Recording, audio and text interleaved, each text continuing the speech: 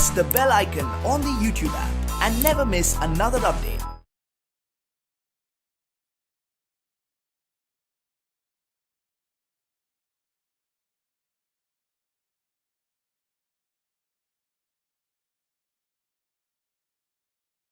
Dear students, we shall continue from the previous. I said in the previous class, when one of the double slits S1 and S2, either anyone, if it is closed completely, the interference pattern is replaced by diffraction pattern. Let us understand what this diffraction of light happens at single slit. Again, dear students, as we studied in the previous, that width of the slits, that is say S1 and S2, in the previous YDSA experiment, should be comparable with the wavelength of the light that is incident. The same manner, when I use a single slit here I use a word called a narrow slit. In the previous also we have used the same word. Means width is very negligible.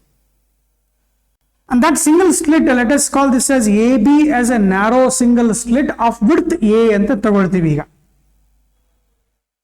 ಒಂದೇ slit ಇರುತ್ತೆ.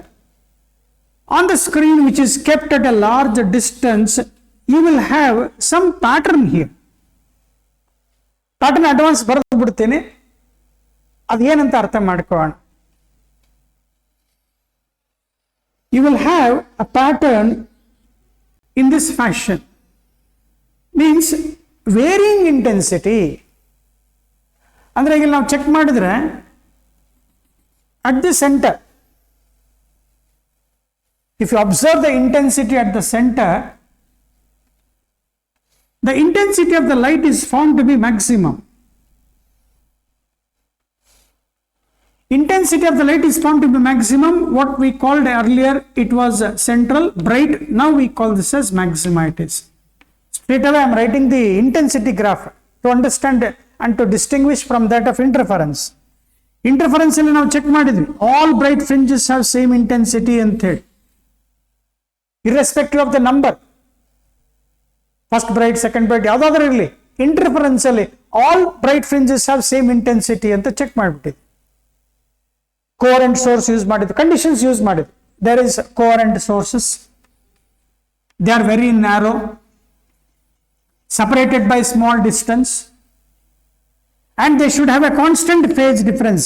We have used that and we got the sustained interference.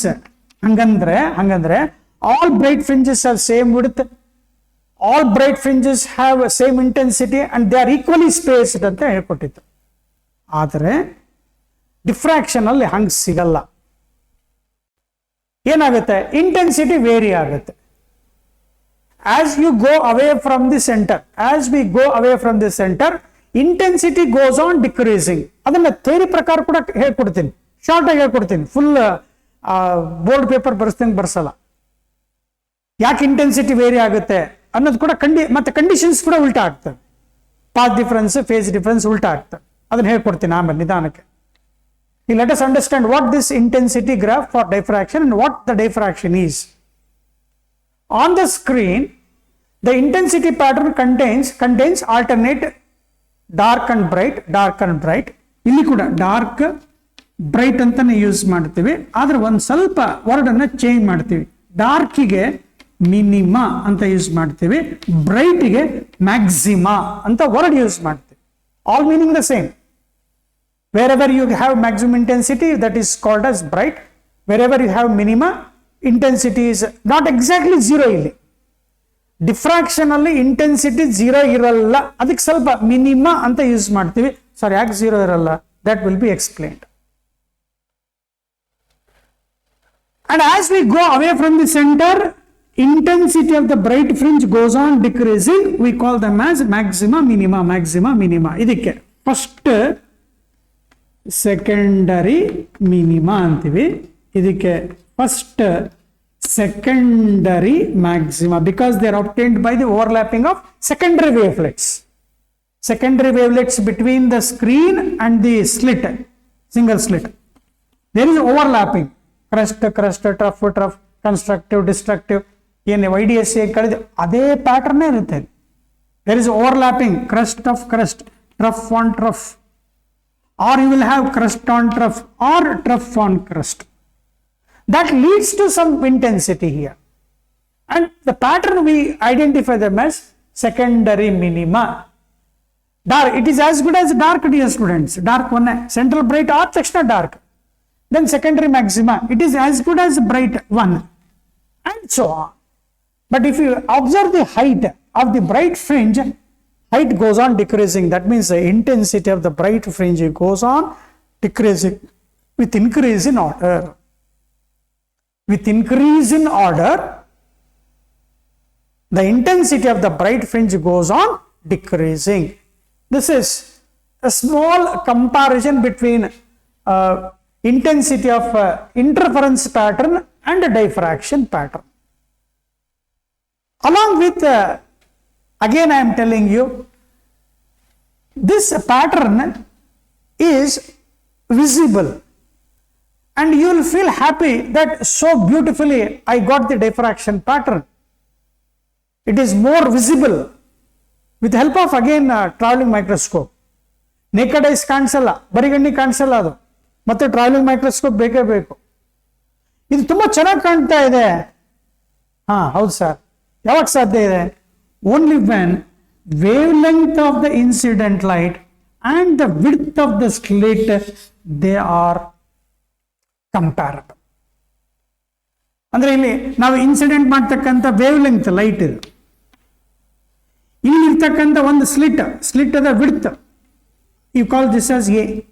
This a and lambda they should be comparable, they should be near.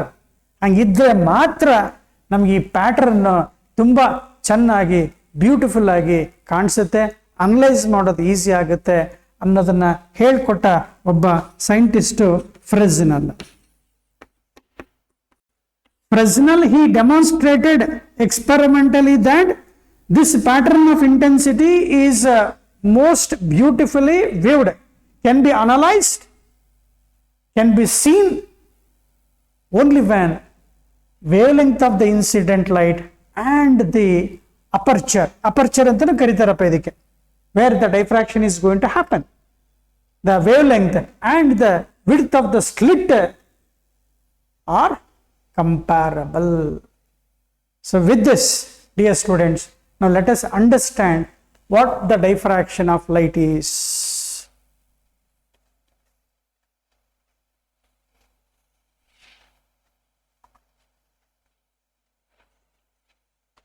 Pattern ಆಮೇಲೆ ಬರ್ಕೊಂಡಂತೆ ಬರೆಸ್ತೀನಂತ ಆಮೇಲೆ. Points to remember. You can have this. ಏನಂತ? Diffraction effect is more effective ಅಥವಾ more pronounced ಅಂತ ಬರೀತಾರೆ.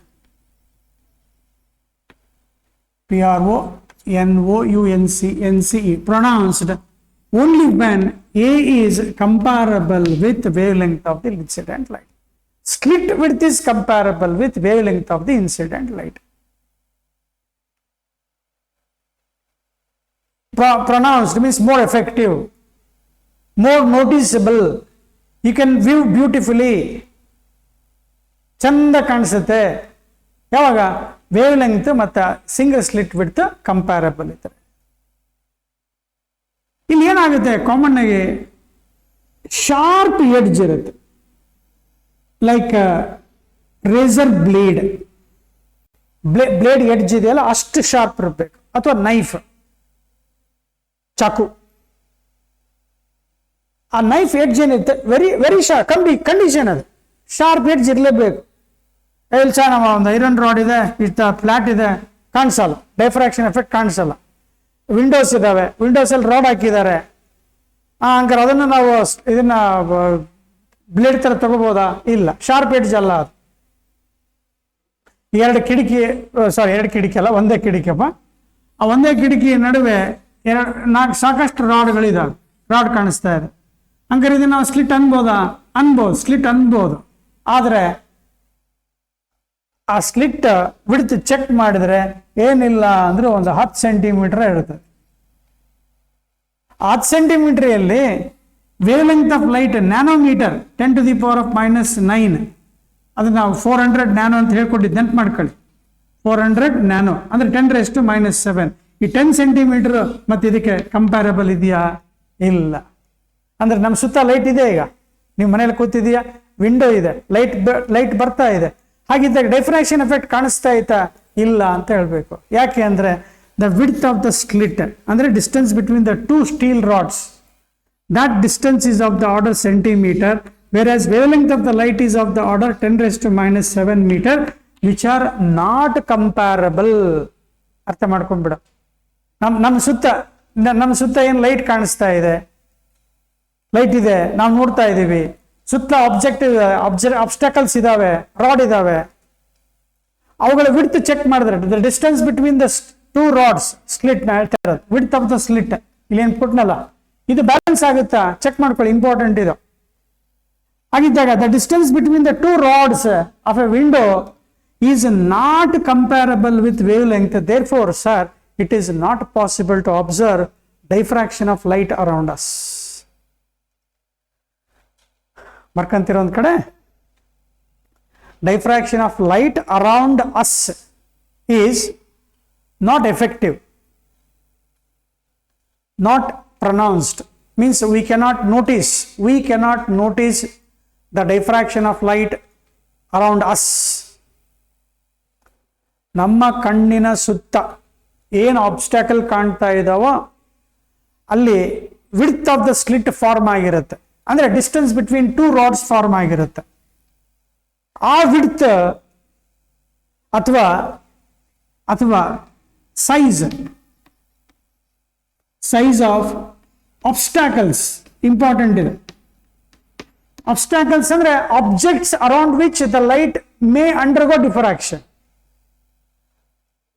ಈಗ ನಿಮ್ಮ ಎದುರುಗಡೆ ಏನೋ ಬುಕ್ ಇದೆ ಅಂತ ಅನ್ಕೊಳ್ಳಿ, ಯಾವ್ದು ಬುಕ್ ಇಲ್ಲ, ಅಥವಾ ಒಂದೇನೋ ಡಸ್ಟ್ ಬಾಕ್ಸ್ ಇದೆ, ನನ್ನ ಹತ್ರ ಇಲ್ಲಿ ಬಾಕ್ಸ್ ಇದೆ, ಇದ್ರ ಮೇಲೆ ಲೈಟ್ ಬೀಳ್ತಾ ಇದೆ. ಈಗ ಲೈಟ್ ವೇವ್ ಲೆಂತ್ ಎಷ್ಟಿದೆ? ಇಲ್ಲಿ ಎಡ್ಜ್ ಕಾಣ್ತಾ ಇದೆಯಲ್ಲಪ್ಪ, ಈ ಎಡ್ಜ್ ಶಾರ್ಪ್ ಎಡ್ಜ್ ಅಂತ ಅನ್ಬೋದು, ಅಥವಾ ಸೈಜ್ ಆಫ್ ಅನ್ ಆಬ್ಸ್ಟಾಕಲ್. ಈಗ ಲೈಟ್ ಬಡಿಯುತ್ತೆ, ಎಡ್ಜಿಗೆ ಬಡಿಯುತ್ತೆ. ಆ ಎಡ್ಜಿಗೆ ಬಡ್ದಾಗ ಏನಾಗುತ್ತೆ, instead of going straight it will bend. ಆ ಬೆಂಡಿಂಗ್ ಎಫೆಕ್ಟ್ ಏನಿದೆಯಲ್ಲ, ಬೆಂಡಿಂಗ್ ಎಫೆಕ್ಟು ಚೆನ್ನಾಗಿ ನಮಗೆ ಕಾಣಿಸ್ಬೇಕು, ನಮಗೆ ಎಫೆಕ್ಟ್ ಆಗಬೇಕು. ಅದು ನಾವು we should feel that is only when this edge size of the object should be comparable with wavelength of the light. ಅಂದ್ರೆ ಇಲ್ಲಿ ಎಡ್ಜ್ ತಗೊಂಡ್ರೆ ಏನಿಲ್ಲ ಅಂದ್ರೆ 20 ಸೆಂಟಿಮೀಟರ್ ಇದೆ.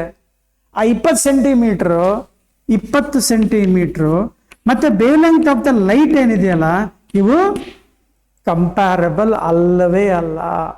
Therefore around us it is impossible to observe bending of light, that is a diffraction of light around the human ice.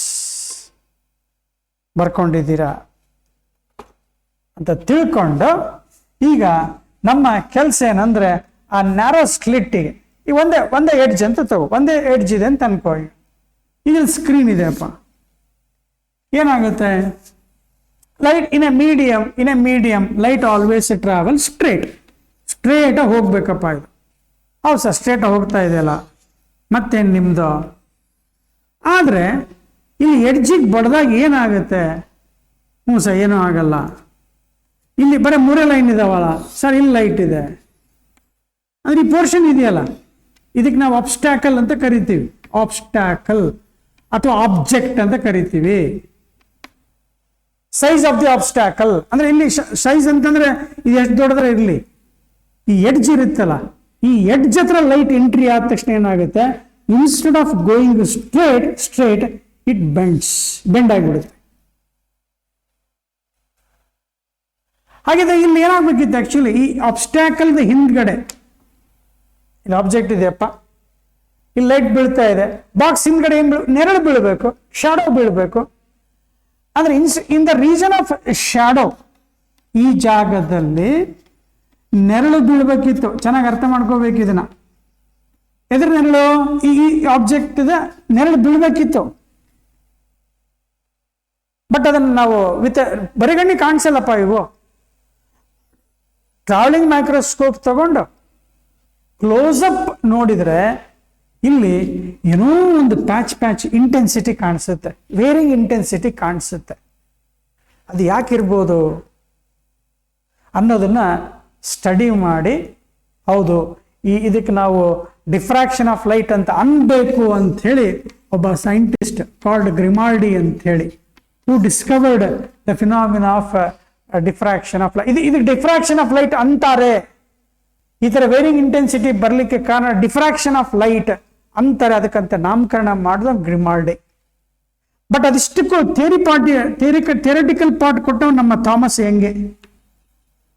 Thomas Young has gave some mathematical explanation. ಅದೇ delta x, path difference ಇಷ್ಟಿದ್ರೆ, phase difference ಇಷ್ಟಿದ್ರೆ, 1 lambda ಇದ್ರೆ 2 lambda ಏನಾಗ್ತತೆ, ಆ conditions ಎಲ್ಲ ಹೇಳ್ಕೊಟ್ಟ Thomas Young. But ಇದಕ್ಕೆ diffraction of light ಅಂತಾರೆ, because of this diffraction ಅಂತ ಹೇಳ್ಕೊಟ್ಟ ಒಬ್ಬ ಸೈಂಟಿಸ್ಟ್ ಯಾರು? Grimaldi. So therefore dear students, ನಮ್ಗೀಗ ಲೈಟ್ ಯಾವಾಗ್ಲೂ ಹಿಂಗೆ ಹೋಗುತ್ತೆ, ಗಿವನ್ ಮೀಡಿಯಾದಲ್ಲಿ ಸ್ಟ್ರೇಟ್ ಹೋಗುತ್ತೆ. ರೆಕ್ಟಿಲೀನಿಯರ್ ಪ್ರಾಪಗೇಷನ್ ಸ್ಟ್ರೇಟ್ ಹೋಗ್ತಾ ಇರುತ್ತೆ. ನಡುವೆ ಏನಾದ್ರೂ ಇಂಥ ಅಬ್ಸ್ಟ್ಯಾಕಲ್ಗಳು ಬಂದ್ಬಿಟ್ರೆ ಏನಾಗುತ್ತೆ? ಸ್ಟ್ರೇಟ್ ಹೋಗೋ ಬದಲಿ ಬೆಂಡ್ ಆಗುತ್ತೆ. ಆ ಫಿನಾಮಿನಾಗೆ ಬೆಂಡ್ ಆಗಿಬಿಟ್ಟು ಏನಾಗುತ್ತೆ, ನಮ್ಗೆ ಎಲ್ಲಿ ಜಾಮೆಟ್ರಿಕಲ್ ಶಾಡೋ ಬೀಳ್ಬೇಕಾಗಿತ್ತೋ ಅಲ್ಲಿ ಲೈಟ್ ಎಂಟ್ರಿ ಆಗುತ್ತೆ. So therefore bending of light around the sharp edges of an obstacle and enters into the region of geometrical shadow, and this phenomena is known as diffraction of light anta karite.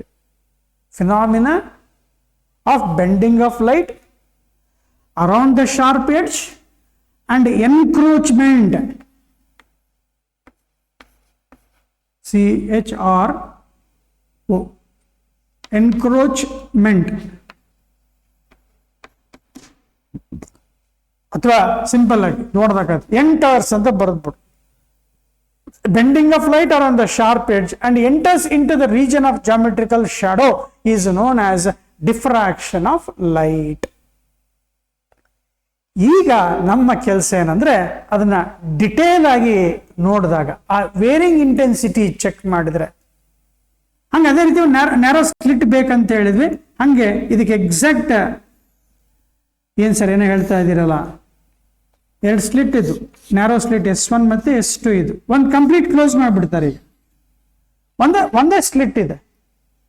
ಒಂದೇ slit ಇದೆ ಅಂದ್ರೆ ಆ slit width check ಮಾಡಿದ್ರೆ ತುಂಬಾ ಚಿಕ್ಕದಿದೆ. It is very small here and width of the slit is A and it is comparable with wavelength. We made the slit A as small as possible. Remember, A ಎಷ್ಟು ಸಾಧ್ಯ ಐತೆ ಅಷ್ಟು ಕಮ್ಮಿ ಇರಬೇಕು. ಮೊದಲೇ ನೆನ್ಪಿಟ್ಕೊಂಡ್ಬಿಡು, A should be approximately is equal to lambda. Then diffraction effect, interference effect is more noticeable. We can observe, we can analyze them. ಇಲ್ಲ ಇರಿಬ್ರು comparable ಇಲ್ಲ ಅಂದ್ರೆ ನೀನ್ ಏನ್ ಮಾಡಿದ್ರು ಡಿಫ್ರಾಕ್ಷನ್ ಸಿಗಲ್ಲ, ಇಂಟರ್ಫರೆನ್ಸ್ ಸಿಗಲ್ಲ. I think you understood the basic concept now, dear students. Again, as I used one more narrow edge at the bottom, again instead of going straight, what happens? The light bends here, and there are some patches you will observe. So once we observe the patches, as I told in the earlier, so I can write that intensity graph directly. Dear students, you can write directly here what I said earlier. ಒಂದು narrow slit ಇದೆಪ್ಪ, ಇದನ್ನು practice ಮಾಡ್ಕೊಳ್ಳಿ. Slit width A ಇದೆ.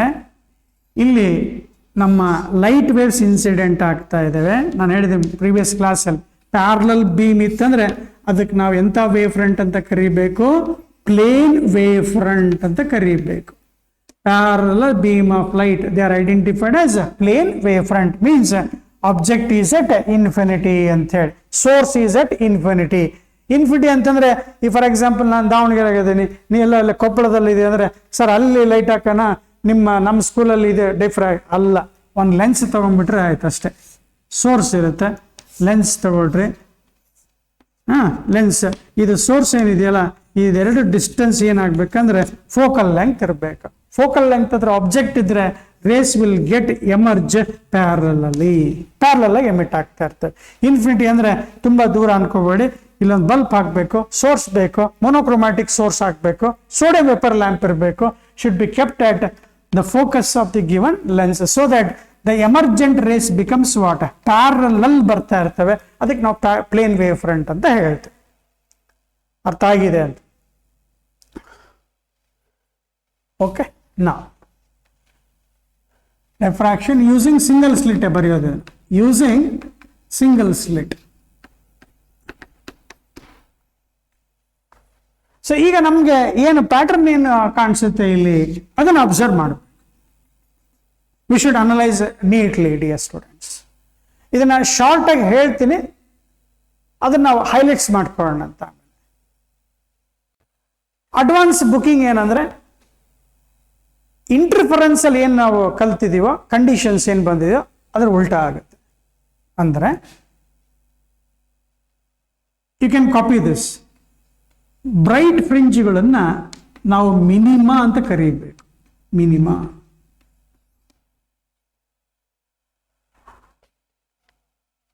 ಸಾರಿ maxima. ಇದು maxima. ಅದನ್ನ secondary maxima ಅಂತ ಹೇಳಬೇಕು. ಇಲ್ಲಿ path difference ಏನು ಬರುತ್ತೋ ಉಲ್ಟಾ ಆಗಿರುತ್ತೆ. ಉಲ್ಟಾ ಅಂತಂದ್ರೆ 2n+1 λ/2 ಬರುತ್ತೆ. ಫೇಸ್ ಡಿಫರೆನ್ಸ್ ಕೂಡ ಉಲ್ಟಾ ಆಗುತ್ತೆ, 2n+1 π. ಅಂದ್ರೆ ಆಡ್ ಮಲ್ಟಿಪಲ್. ಇವೆಲ್ಲ ಏನಾಗಿತ್ತು, ಡಾರ್ಕ್ ಅಲ್ಲಿ ಇತ್ತು. ಕನ್ಫ್ಯೂಸ್ ಆಗುತ್ತೆ ಸರ್ ಅನ್ಬೇಡಿ. ಅಲ್ಲಿ ಏನು ಕಲ್ತಿದ್ದೀರೋ ಆ ಕಂಡೀಷನ್ಸ್ ರಿವರ್ಸ್ ಹೊಡಿಬೇಕು. ಇಲ್ಲ ಸರ್ ಡಾರ್ಕ್ ಫ್ರಿಂಜ್ ಬಂದಿದೆ, ಆ ಮಿನಿಮಾ, ಅದಕ್ಕೆ ನಾವು ಸೆಕೆಂಡರಿ ಮಿನಿಮಾ ಅಂತ ಕರೀತಾರೆ. So you will get delta x will be equal to n λ ಇರುತ್ತೆ. Face difference will be 2n π ಇರುತ್ತೆ. ಒಂದ್ ಕಡೆ ಬರ್ಕೊಂಡಿದೆ, ಅದನ್ನ with mathematical proof you will learn easily. ಅದು ಹೇಳ್ಕೊಟ್ಮೇಲಂತೂ ಮೆಮರೈಸ್ ಮಾಡ್ಕೊಳ್ಳೇಬೇಕು. ಡೈಫ್ರಾಕ್ಷನ್ ಪ್ಯಾಟರ್ನ್ ಅಲ್ಲಿ you will have bright and dark fringes. We call them as secondary maxima and secondary minima with a reversed condition what we studied in interference.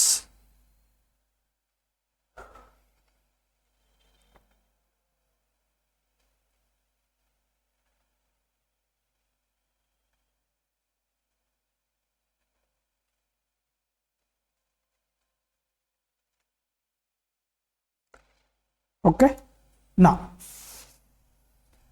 ಮತ್ತೆ ಬರೆಯೋಣಂತೆ. Same thing I will write at the end of the description. ಒಂದು 10 minutes ಭಾಳ concentration ಕೊಟ್ಟು ಕಲೀರಿ ಅಷ್ಟೇ.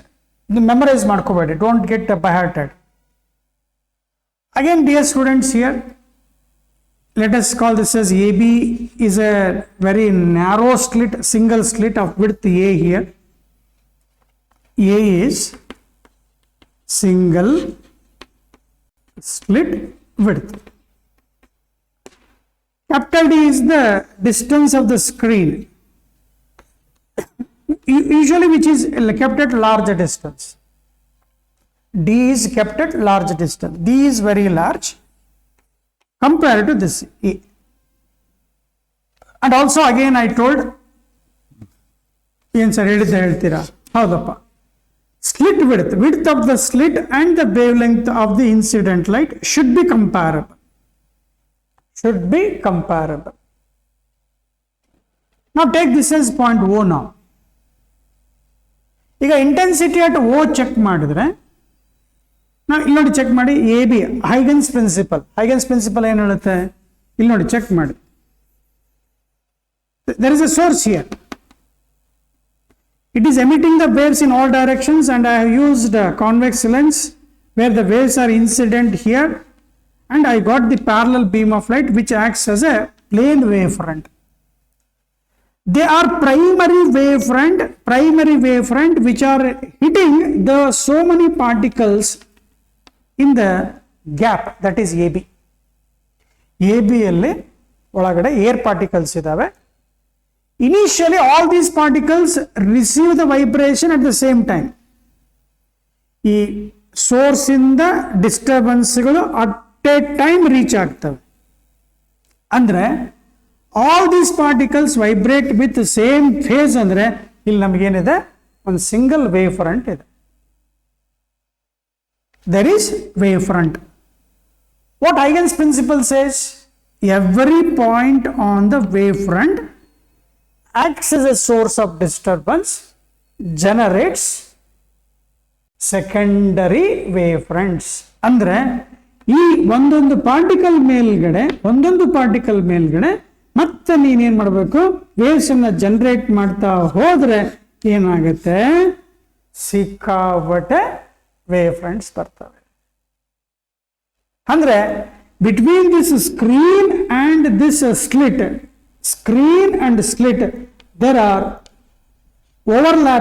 there is overlapping of ಅಥವಾ mixing of large number of secondary wavelets.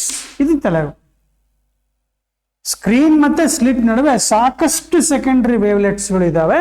ಒಂದ್ರ ಮೇಲೆ ಒಂದು ಓವರ್ಲ್ಯಾಪ್ ಆಗ್ತಾ ಆ ಓವರ್ಲ್ಯಾಪಿಂಗ್ ಆಗ್ಬೇಕಾದ್ರೆ ಇನ್ ಫೇಸ್ ಇರಬಹುದು, ಔಟ್ ಆಫ್ ಫೇಸ್ ಇರಬಹುದು. Using that condition, we must predict and we must say that there is bright, dark. So ಅದನ್ನ ಕಲೀಲಿಕ್ಕೆ ಒಂದು ಸ್ವಲ್ಪ ಪೇಷನ್ಸ್ ತಗೊಳ್ಳಿ. ನಾನು ಹೇಳೋದನ್ನ ಅರ್ಥ ಮಾಡ್ಕೊಳ್ಳಿ. ಹೇಳ್ತಾರೆ ಏನು ಸರ್, ಅರ್ಥ ಮಾಡ್ಕೊಂಡ್ರೆ ಅದರ ಬ್ಯೂಟಿ ಬೇರೆ ಅಂತ ಅರ್ಥ ಇಲ್ಲ, ಬೇಡ, ಆಮೇಲೆ ರಿಸಲ್ಟ್ ನೆನ್ಪಿಟ್ಕೊಂಡ್ಬಿಡು ಸಾಕು. ಈಗ ಫಸ್ಟ್ ಏನ್ ಮಾಡಬೇಕು, ಎ ಮತ್ತೆ ಬಿ ಇಂದ ಒಂದು ಬೇಸ್ ಹೋಗ್ತಾ ಇದೆ, ಹಿಂಗೆ ಸೆಕೆಂಡರಿ ಬೇಸ್ ಹೋಗ್ತಾ ಇದೆ. ಯಾರನ್ನು ಮುಟ್ತಾ ಇದ್ದಾವೆ? ಓ ಹತ್ರ ಮುಟ್ತಾ ಇದೆ. A O B O are at equidistance. Path difference is 0. ಯಾವಾಗ ಪಾತ್ ಡಿಫರೆನ್ಸ್ 0 ಆಗುತ್ತೆ, ದಟ್ ಈಸ್ 0 ಲ್ಯಾಂಬ್ಡಾ 0 ಆಗುತ್ತೋ, so this becomes bright. We call this as central bright. So it can never be dark. Dark ಇರಕ್ಕೆ ಸಾಧ್ಯನೇ ಇಲ್ಲ. 0 lambda ಆಯ್ತು. 0 lambda ಆದ್ಮೇಲೆ 1 lambda, ಇಬ್ಬರು ನಡುವೆ ಯಾರು ಬರ್ತಾರೆ? λ/2 ಬರ್ತಾರೆ. λ/2 ಆಡ್ ಮಲ್ಟಿಪಲ್ ಅಂದ್ರೆ n = 0 ಏನೋ ಆಗ್ತೀಯ. 0 ಏನೋ ಆಗ್ತೀಯ ಅನ್ನಂಗಿಲ್ಲ, ಮತ್ತೆ ಅಲ್ಲಿ ಅರ್ಥ ಆಗ್ಲಿ ಅಂತ 2n + 1/λ2 n = 0 ಹಾಕಿ λ/2 ಆಯ್ತು. ಈಗ λ/2 ಪಾರ್ಟ್ ಡಿಫರೆನ್ಸ್ ಅಂದ್ರೆ between A and B. A ಇಂದ ಒಂದು ವೇವ್ ಹೋಗ್ತಾ ಇದೆ, ಬಿ ಇಂದ ಡಿಸ್ಟೆನ್ಸ್ ಎಷ್ಟು? λ/2 ಆಯ್ತು. ಈಗ ಫಸ್ಟ್ 0 ಲ್ಯಾಂಬ್ಡಾ ತಗೊಂಡಾಗ ಎಷ್ಟು ಸ್ಲಿಟ್ ಇತ್ತು? ಒಂದು ಸ್ಲಿಟ್. ಹೈಗನ್ಸ್ ಏನ್ ಹೇಳ್ತಾನೆ? Divide the slit A B slit ಅನ್ನ ಭಾಗ ಮಾಡು according to the path difference. ಈಗ ಪಾತ್ ಡಿಫರೆನ್ಸ್ ಮೊದಲು 0 ಪಾತ್ ಡಿಫರೆನ್ಸ್ ಇತ್ತು, ಒಂದೇ ಸ್ಲಿಟ್ ಇತ್ತು. ಈಗ λ/2 ಇದೆ, ಒಂದು ಸ್ಲಿಟ್ ಅನ್ನ 2 ಸ್ಲಿಟ್ ಆಗಿ ಒಡಿ ಅಂತ ಹೇಳ್ತಾನೆ. Divide the slit into 2 parts. ಮೊದಲು 0 ಲ್ಯಾಂಬ್ಡಾ ಇದ್ದಾಗ ಒಂದೇ ಸ್ಲಿಟ್ ಇತ್ತು, ಪಾಯಿಂಟ್ ಓ ಮುಗೀತೀಗ. ಎರಡನೇದ್ದು ಇಲ್ಲಿ ಡಾರ್ಕ್ ಬರುತ್ತೆ. ಡಾರ್ಕ್ ಯಾಕೆ ಬರುತ್ತೆ? ಡಾರ್ಕ್ ಬರ್ಲಿಕ್ಕೆ ಕಂಡೀಷನ್ ಏನು? ಆಮೇಲೆ ಬ್ರೈಟ್ ಬರುತ್ತೆ. ಬ್ರೈಟ್ ಬರ್ಲಿಕ್ಕೆ ಕಂಡೀಷನ್ ಏನು? ಸರ್ ಉಲ್ಟಾ ಹೇಳ್ಕೊಟ್ಟಿದ್ದೀರಲ್ಲ, ಅದು ಯಾಕೆ ಬಂತು ಅಂತ ಒಂದು 5 ನಿಮಿಷ ಕೇಳಿಸ್ಕೊಂಡ್ಬಿಟ್ರೆ ಮುಗೀತು ಅಷ್ಟೇ. ಸೊ ನಾವು when part difference is λ/2, putting n = 0, now λ/2 has to be divided into 2 parts now. Lambda equally ಮತ್ತೆ λ/4 ಡಿವೈಡ್ ಮಾಡು. ಈ λ/4ಗೆ ನಾವು ಏನಾದರೂ ಕನ್ಸ್ಟ್ರಕ್ಟಿವ್ ಡಿಸ್ಟ್ರಕ್ಟಿವ್ ಅಂತ ಹೇಳಕ್ ಬರುತ್ತಾ? ಬರೋದೇ ಇಲ್ಲ. ನಮಗೆ ಏನಿರಬೇಕು? 0 ಲ್ಯಾಂಬ್ಡಾ ಇರಬೇಕು, λ/2 ಇರಬೇಕು, 1 ಲ್ಯಾಂಬ್ಡಾ, 3 λ/2, ಹಿಂಗೆ λ/2 3 λ/2 ಇದ್ರೆ ಡಾರ್ಕ್, 1 ಲ್ಯಾಂಬ್ಡಾ 0 ಲ್ಯಾಂಬ್ಡಾ ಇದ್ರೆ ಬ್ರೈಟ್ ಅಂತ ಕಲ್ತಿದ್ದೀವಿ. ಈ λ/4 ಇದ್ರೆ ಬ್ರೈಟ್ ಇಲ್ಲ, ಡಾರ್ಕ್ ಇಲ್ಲ. therefore dear students, n = 0 fails. therefore in the diffraction pattern ಬರಿಬೇಕಾದ್ರೆ n ≠ 0 ತಗೊಳಂಗಿಲ್ಲ. ಯಾಕೆ ತಗೊಳಂಗಿಲ್ಲ? ಇನ್ನೊಂದ್ಸಲ ನೋಡ್ಕೊ, λ/2 ತಗೊಂಡಾಗ ಹೈಗೆನ್ಸ್ ಪ್ರಿನ್ಸಿಪಲ್ ಪ್ರಕಾರ ಡಿವೈಡ್ ಮಾಡಿದ್ರೆ, ಈಕ್ವಲ್ ಡಿವೈಡ್ ಮಾಡಿದ್ರೆ λ/5, λ/4. λ/4 is neither constructive not destructive, therefore λ/2 fails. ಹಾಗಿದ್ದಾಗ ವೆರಿ ನೆಕ್ಸ್ಟ್ ಯಾವ್ದು ಹೋಗ್ಲೇಬೇಕು? 1 λ ಹೋಗ್ಲೇಬೇಕು. ನೋಡ್ಕೊಂಡ್ಬಿಡು. ಏನ್ ನೋಡೋದು sir?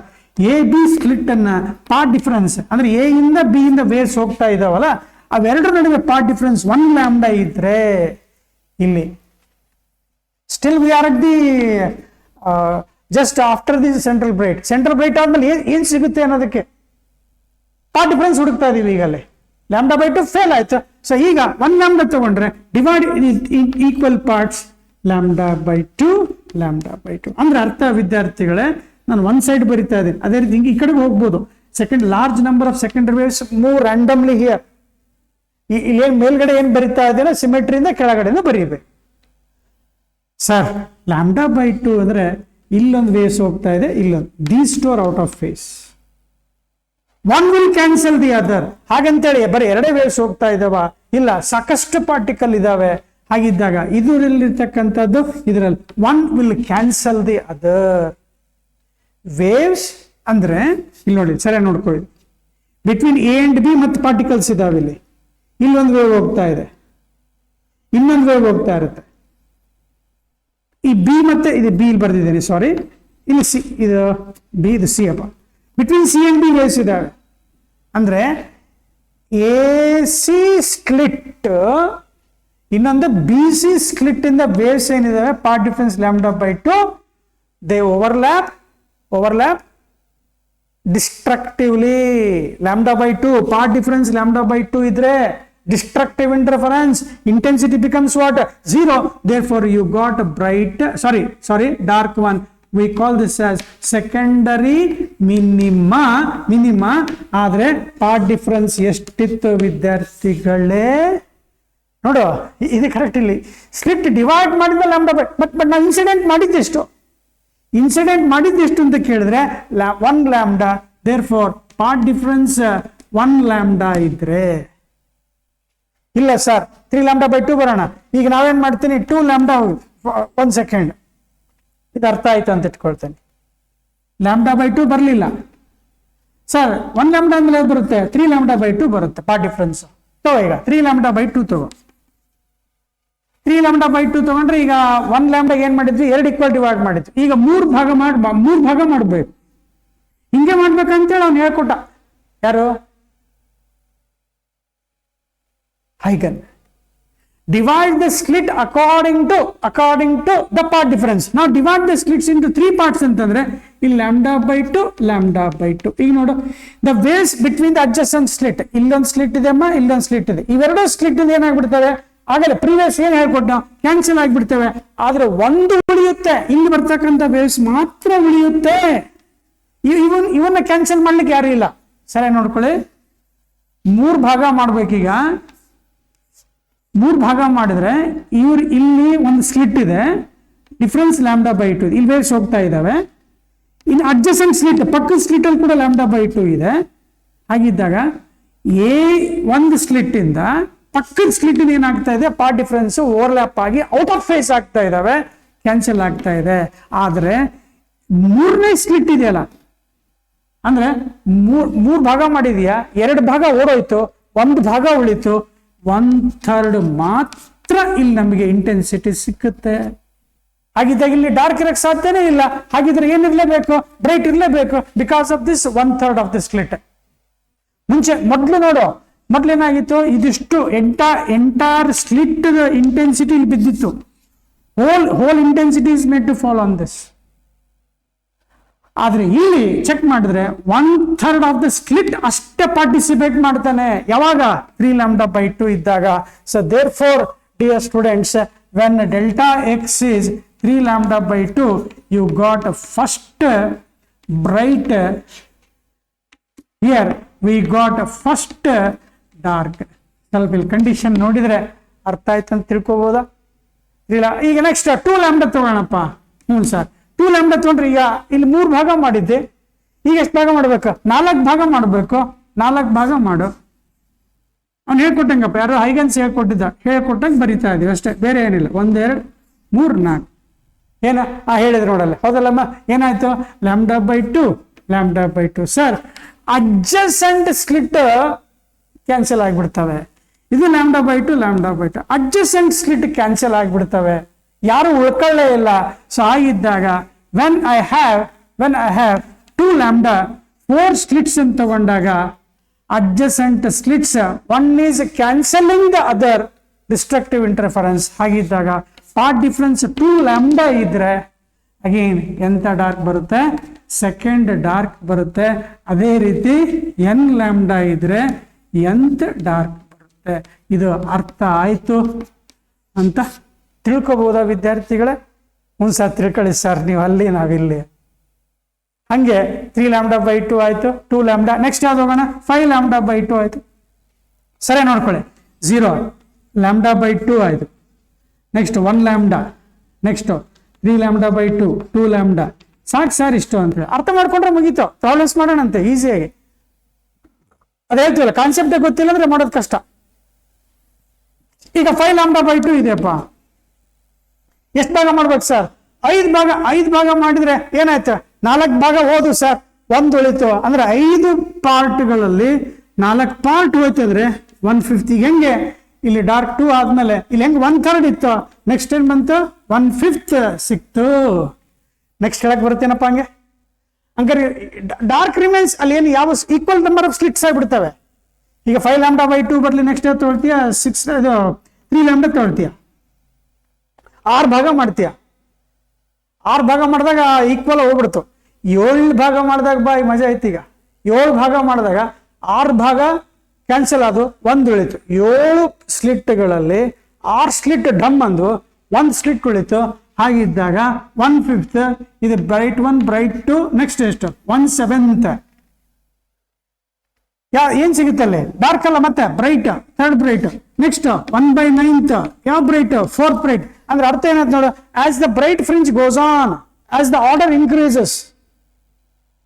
increases, the partition, how much part of the slit that is contributed goes on decreasing. One is becoming 1/3, 1/5, 1/7, 1/9. ಹಂಗೆ ಹಂಗೆ ಹಂಗೆ ಹಂಗೆ ಏನಾಗ್ಬಿಡುತ್ತೆ? ಇಂಟೆನ್ಸಿಟಿ ಕಮ್ಮಿ ಆಗ್ತಾ ಹೋಗುತ್ತೆ. ನೋಡಪ್ಪ, ಇದನ್ನ ಹೇಳಿದ್ ನಾನು. 10 ನಿಮಿಷ ಸರಿಯಾಗಿ ಕೇಳಿಸ್ಕೊಡ್ರಪ್ಪ ಅಂತ ಹೇಳಿ. As the order increases, intensity goes on decreasing. Again the conditions gets reversed. So with this dear students, ಏನ್ ಸರ್ ಇದೆಲ್ಲ ಕೊಡ್ತಾರ? ಅಲ್ಲಿ ಹೇಳ್ಬೋದು ಏನು? Only certain part of the slit is contributing the light. Bright 1ಗೆ 1/3, 1/5 ಸೆಕೆಂಡ್ ಬ್ರೈಟಿಗೆ, 1/7 third ಬ್ರೈಟಿಗೆ, and so on ಅಂತೇಳಿ ಬರೆದ್ಬಿಟ್ಟು, with increase in order of the bright fringe, intensity goes on decreasing. This is what the diffraction pattern, dear students.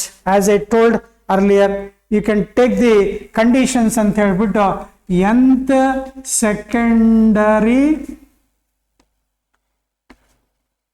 ಮೊದಲು maxima ಬರೆಯೋಣ. Maxima ಅಂತ ಬರೆದ್ರೆ ಯಾರು ಬರೀತೀರಾ? ಬ್ರೈಟ್ ಇರುತ್ತೆ. ಕಂಡೀಷನ್ ಉಲ್ಟಾ ಆಗಿದ್ದಾವೆ ಅಂತ ಹೇಳ್ಕೊಟ್ಟಿದ್ವಿ, ಈಗ ಜಸ್ಟ್ ಇಲ್ಲಿ ಸಾಲ್ವ್ ಮಾಡಿದ್ವಿ. That is delta x is equal to 2n + 1 λ/2. But ಇಲ್ಲಿ ನಾವು ಚೆಕ್ ಮಾಡಿದ್ವಿ, λ/2 ಬರಕ್ ಸಾಧ್ಯನೇ ಇಲ್ಲ. λ/2 ಬರಕ್ ಸಾಧ್ಯ ಇಲ್ಲ. n ≠ 0. ಅಗೇನ್ ಇದಕ್ಕೆ ಫೇಸ್ ಡಿಫರೆನ್ಸ್ ಬರೀಯಪ್ಪ ಅಂತಂದ್ರೆ ಆಡ್ ಮಲ್ಟಿಪಲ್ ಇರುತ್ತೆ. 2n + 1 ಐ ಯಾವುದಕ್ಕಿದು? ಡಾರ್ಕ್ ಅಲ್ಲಪ್ಪ, ಬ್ರೈಟ್ ಫ್ರಿಂಜಿಗೆ. ಹಂಗೆ ಡಾರ್ಕಿಗೆ ಬರ್ಕೊಂಡಿದ್ದೀರಿ ಸರ್ ಆಗಲೇ. nth order secondary minima check ಮಾಡಿದ್ರೆ this delta x will be is equal to how much you will write? n lambda delta phi is even multiple of pi.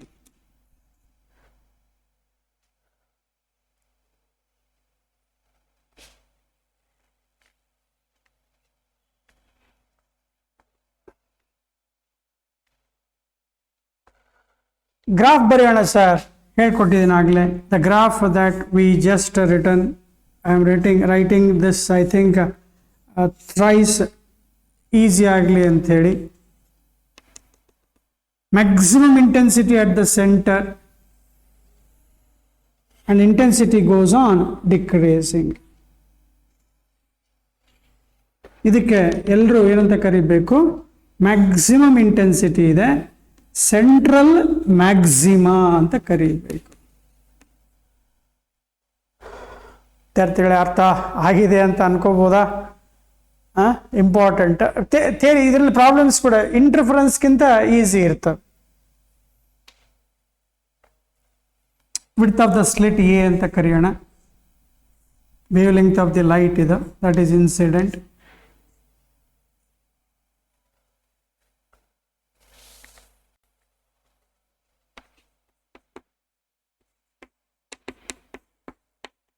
This is path difference, this is phase difference.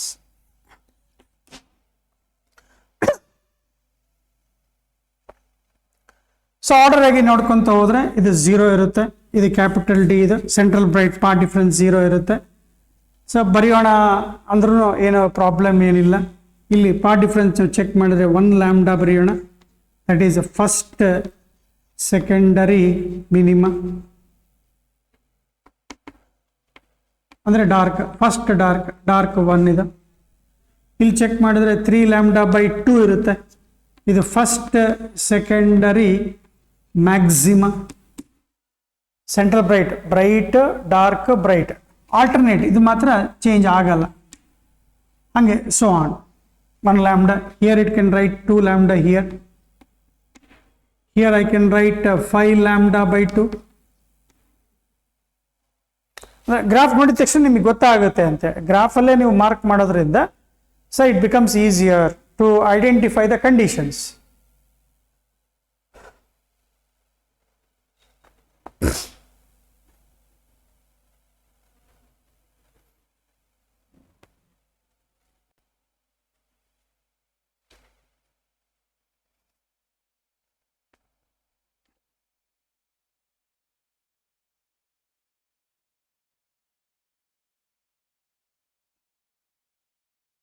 ಈಗ important discussion ಏನಪ್ಪ ಅಂದ್ರೆ width of central maxima.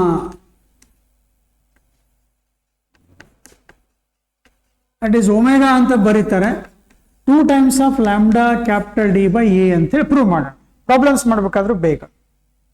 All diffraction problems you must have this in your mind. ಈ graph conditions ತಲೆಗೆ ಇಟ್ಕೊಂಡ್ರಿ ಅಂದ್ರೆ problems becomes easier. Again dear students, I have not given the formula directly. Memorize ಮಾಡ್ಕೊಡ್ರಪ್ಪ, ನೆನಪಿಟ್ಕೊಳ್ಳಿ, ಉಲ್ಟಾ ಆಗುತ್ತೆ ಅಂತ explain ಮಾಡಿದ್ದೀನಿ. As with increase in order, only part of the slit, 1/3 of the slit, 1/5, 1/9, 1/7, 1 by odd number, that part of the slit is contributing the light, hence the intensity of the bright fringe goes on decreasing.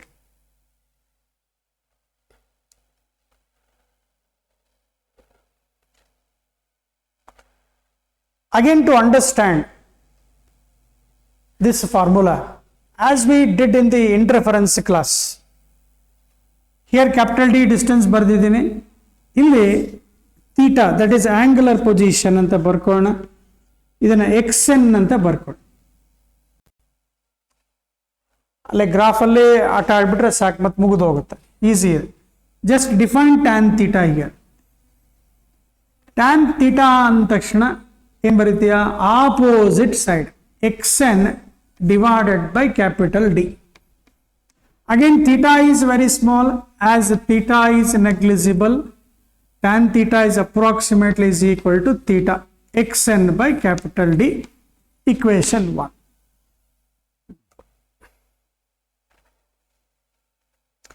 As you go away from the center, the waves go like this.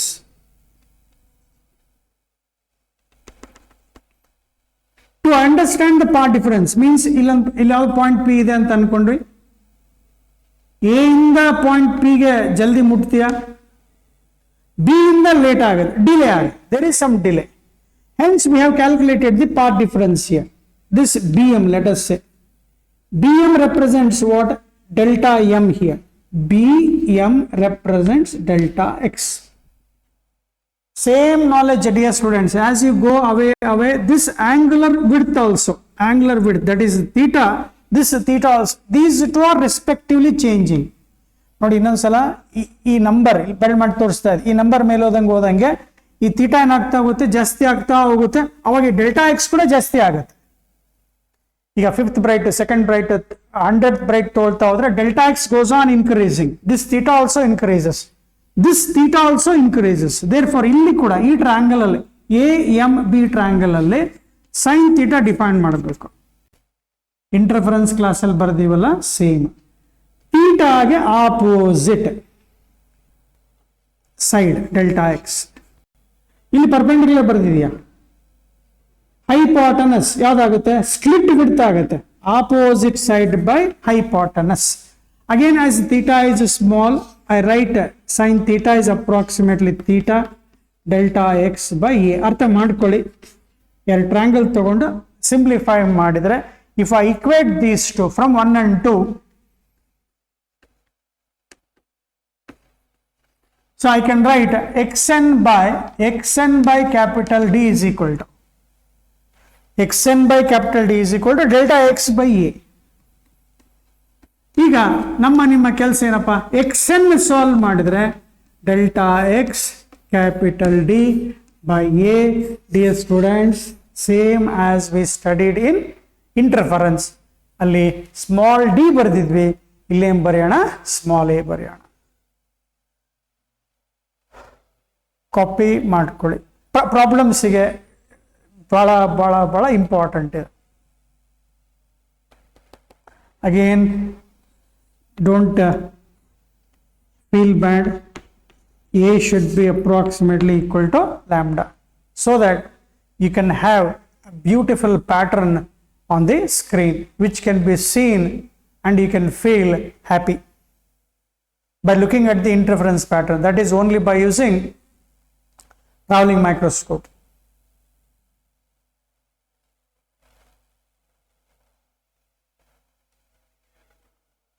Okay, after learning this, they are asking the width of the central maxima anta a formula kelidare. Width of the central maxima andre illinda ಇಲ್ಲಿ ತನ, ಇಲ್ಲಿಂದ ಇಲ್ಲಿ ತನ ಅಂದ್ರೆ ಈಗ ಇದಿಷ್ಟು ಬರ್ಕೊಂಡಿದ್ದೀರಾ, ಮತ್ತೊಂದು diagram ಬೇಕಾದ್ರೆ ಬರೆಯೋಣಂತೆ, ಅಲ್ಲೇ ಬರೀಬಹುದು. ಎಲ್ಲ ಡೇಟಾಗಳು ನೋಡಿದ್ರೆ ಕ್ಲಮ್ಸಿ ಕಾಣಿಸುತ್ತೆ. Single slit, whenever you have problem, a diffraction problem, you should be ready to write this in front of you. ಈ ಡಯಾಗ್ರಾಮ್ ಬರೀಲಿಕ್ಕೆ ನಿನಗೆ ಚೆನ್ನಾಗಿ ಗೊತ್ತಿರಬೇಕು.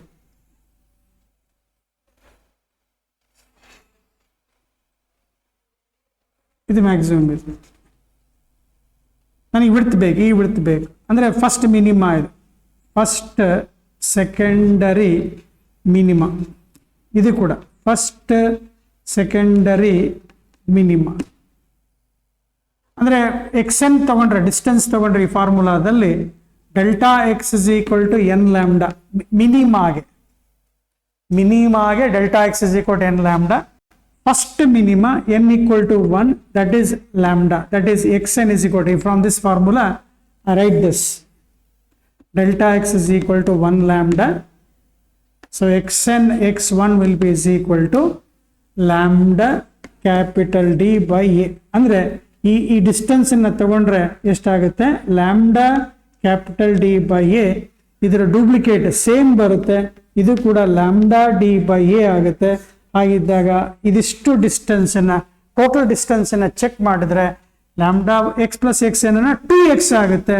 therefore the width of the central maxima becomes 2 lambda d by a ಅಂತ.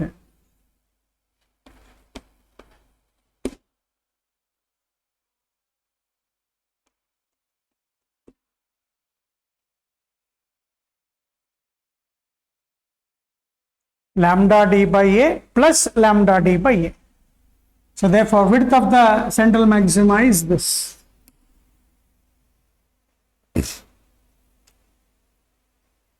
Copy ಮಾಡ್ಕೊಂಡಿದ್ದೀರಾ? Another 5 minutes ಸ್ವಲ್ಪ ಇದೆ, ಅಷ್ಟು ಅರ್ಥ ಮಾಡ್ಕೊಂಡ್ರೆ ಡಿಫ್ರಾಕ್ಷನ್ ಮುಗಿತಪ್ಪ. ಇಷ್ಟು ಕಲ್ತ್ರೆ ಮುಗಿದಂಗೆ. ಆ ರಿಸಾಲ್ವಿಂಗ್ ಪವರ್ ಆಫ್ ಮೈಕ್ರೋಸ್ಕೋಪ್ ಮತ್ತೆ ಟೆಲಿಸ್ಕೋಪ್ ಇದೆ, ಅದೊಂದು ಹೇಳ್ಕೊಡ್ತೀನಿ. ಪೊಲರೈಸೇಷನ್ ಒಂದು ಕಾನ್ಸೆಪ್ಟ್ ಇದೆ, ಅದೊಂದು ಹೇಳ್ಕೊಡ್ತೀವಿ. ನೀಟ್ ಪೇಪರಲ್ಲಿ ಕೇಳ್ಬೋದು. We shall discuss that. ಇದರಲ್ಲಿ ಕರ್ನಾಟಕ CET ಬರೆಯೋದಾದ್ರೆ ಇಷ್ಟು ಕಲ್ತ್ರೆ ಸಾಕು. ಅಪ್ ಟು ದಿಸ್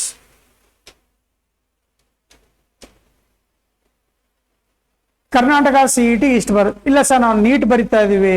ಹೌದು, ನೀವು ನೀಟ್ ಸ್ಟೂಡೆಂಟ್ಸ್, ಇನ್ನು ಸ್ವಲ್ಪ ಎಕ್ಸ್ಟ್ರಾ ಇನ್ನೊಂದು 2 ಕ್ಲಾಸಲ್ಲಿ ಕಂಪ್ಲೀಟ್ ಮಾಡಿಕೊಡ್ತೀವಿ. ಸೊ ಈಗ ನಮ್ಮ ಕೇಸ್ ಏನಂದ್ರೆ, ಈಗಲ್ಲಿ ಪ್ರಾಬ್ಲಮ್ ಅಲ್ಲಿ what happens when A is decrease, ಇದನ್ನ ಅಪರ್ಚರ್ ವಿಡ್ತ್ ಅಂತಾನೆ ಕೊಡ್ತಾರೆ, ಅಥವಾ ವಿಡ್ತ್ ಆಫ್ ದ ಸ್ಲಿಟ್ ಅಂತಾನೆ ಕೊಡ್ತಾನೆ. Width of single slit. when A is decrease, what happens? Omega will increase. The spreading, that is angular width alla, omega will goes on increase. Width of the central maxima will increase. First one. Second one, when this apparatus is dipped in liquid, ಈಗ ನಾವು ಇಲ್ಲಿ ನೋಡಿದಾಗ ಇದು ಮತ್ತೆ ಇದು width slit same ಬೆಳೆದೈತಿ, capital D. When the same experiment is conducted in liquid medium, in a liquid ಅಂತ ಕೊಟ್ಟಾಗ ಏನಾಗುತ್ತೆ, lambda in liquid will be equal to lambda by n. Lambda decreases, so ಅಲ್ಲಿ ಸಬ್ಸ್ಟಿಟ್ಯೂಟ್ ಮಾಡಿದ್ರೆ omega dash will be equal to omega by n ಆಗುತ್ತೆ. So when the same experiment is conducted in a liquid, wavelength decreases, therefore width of the central maxima decreases ಅಂತ ಬರೆಯುತ್ತೆ. ಮೂರನೇದ್ದು angular position ಕೇಳ್ತಿರ್ತಾರೆ.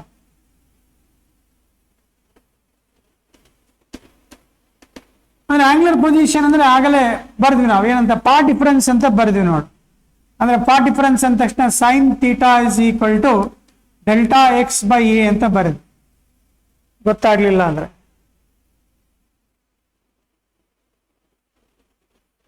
A B slit ಇದೆ, waves ಈ ತರ ಹೋಗ್ತಾ ಇತ್ತು, extra distance B M, this B M distance is known as delta x, this was theta ಅಂತ ಹೇಳಿ. So ಈ triangle ಅಲ್ಲಿ width of the slit is A. From this triangle sine theta is opposite side by hypotenuse. ಅರ್ಥ ಆಗಿದೆ ವಿದ್ಯಾರ್ಥಿಗಳೇ? Sine theta is equal to, okay ಇನ್ನೊಂದ್ಸಲ ಬರಿತಾ ಇದೆ, as theta is small we can write sin theta is approximately is equal to theta. Theta ಅಂದ್ರೆ angular position. ಈಗ suppose ಅಲ್ಲಿ minima ಕೇಳಿದ್ದಾರೆ, if it is asked for minima, then what should I write now? This delta x is equal to n lambda divided by a ಬರೀಬೇಕು. ಯಾವುದಕ್ಕೆ? Minima. ಇಲ್ಲ sir maxima ಕೊಟ್ಟಿದ್ರು ಅಂತ ಕೊಟ್ಟಿದ್ರೆ formula theta will be equal N lambda ಬದಲು ಏನಾಗುತ್ತೆ, 2n plus 1 lambda divided by 2a, but n not equal to 0. Dear students, I think have you understood? Yes sir ಅಂತ ಅನ್ಕೋಬೋದಾ? Pandemic, because of this it has been created this situation. I think I think that you are enjoying the class by sitting at your home, having coffee or tea or Horlicks whenever you want. ಆ ಬೇಡ ಬೇಡಲೇ ಸಾಹಸ ಬೇಡ ಅಂತೇಳಿ of ಮಾಡಿ ಮಲಗಿದ್ದು ಇರ್ಬೋದು, ಮಾಡಬೇಡಿ ಹಂಗೆ. Okay, so with this let us complete today's class, dear students. In the next class we shall see the problems and the resolving power of microscope and the telescope. Okay, thank you dear students.